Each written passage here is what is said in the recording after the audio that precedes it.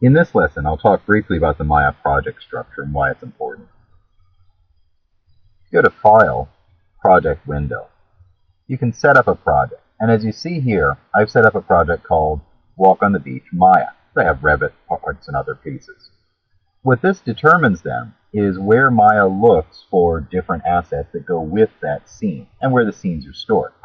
So as an example, in my project, here in my documents, Walk on the Beach, the Scenes folder is called Scenes, Images go in Images, Source Images and Images, and so on, all the way down to the secondary project locations with things like Mental Ray and Depth and Edit and other work in here.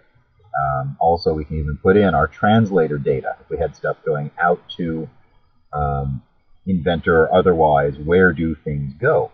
And the important part of this is that Maya is going to look in those directories for assets.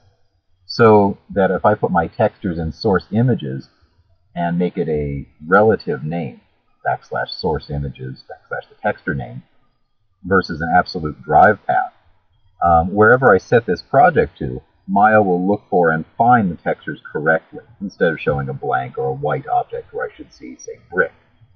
So I've set up my project, and I've used the default names in here. And you can set up a new project by picking New and setting it. And so when I go to save this file, File, Save Scene, or Save Scene as an example, this will be called WOTB for Walk on the Beach, and I'll name it Revit Clean. And that way I know this is the import from Revit that I've cleaned up and I'm ready for other work. And I'm going to save as a Maya binary here. Maya ASCII is another version, lets us go between versions of Maya if we need it more easily. Maya binaries tend to be maybe a little smaller. Okay, so now I'm ready for additional pieces in this. As we can see, it's fairly blank. I've got everything named, and here in my outliner, you can see I've also deleted history, so I'm down to just cameras, objects, default sets, that sort of thing. And my object number of objects is nice and small.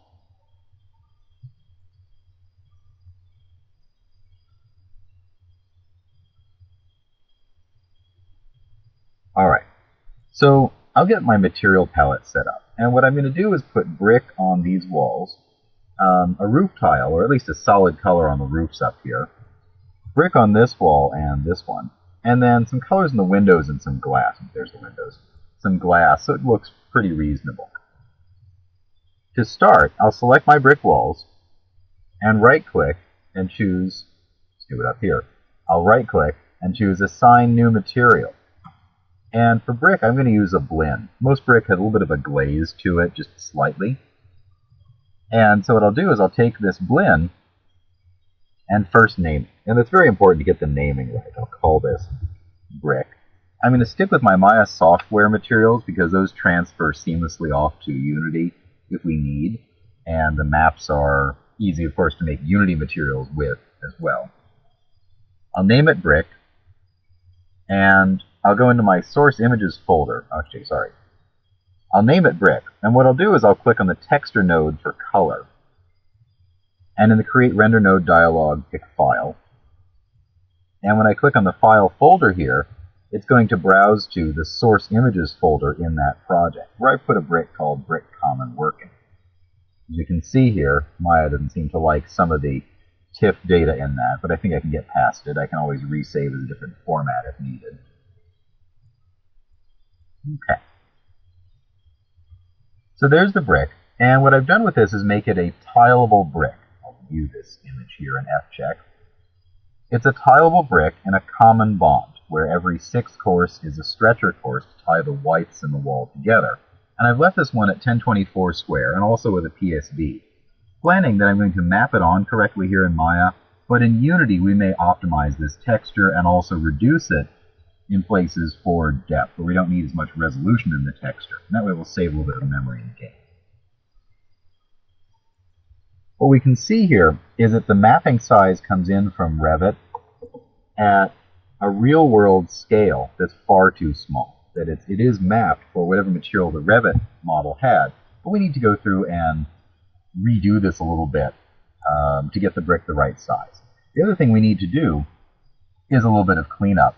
We don't need the bottom polygons on the wall here, and by deleting them we can save some extra geometry. We can also take out any of the top polygons on the walls that sit underneath the roofs. These walls are snapped to the roof, so by doing that we'll still be light tight. What I'll do before I map this then are delete those faces, and I'll go select the object and choose Show, Isolate Select, View Selected, so I just have the walls. Press F11 for faces, and I'm going to start selecting and deleting top faces on this, and zooming in as needed. I'll use Alt on the right mouse to zoom. And so I'll just make sure I take out any of these top faces.